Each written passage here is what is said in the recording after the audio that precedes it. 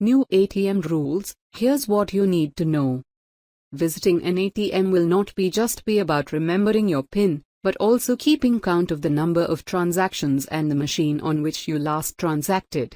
The Reserve Bank of India's capitulation to pressure from the banks has meant that individuals, some of whom maintain deposits running into thousands in their savings bank accounts, are likely to pay us 20 from 6th transaction onwards every month. And RBI's definition of transactions goes beyond cash withdrawals to include balance inquiries, placing checkbook request or recharging your mobile phone.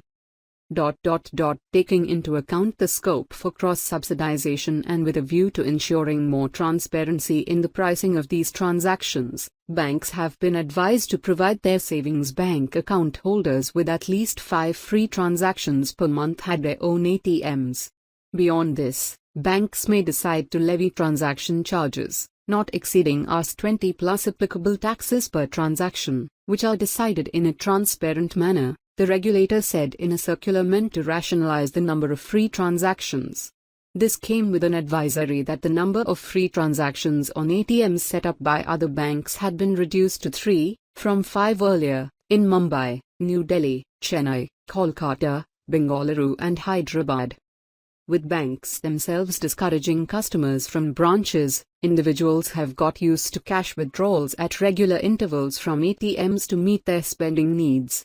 For many, stashing their wallets with wads of cash is clearly a thing of the past, and passbooks are something that belonged to a different generation.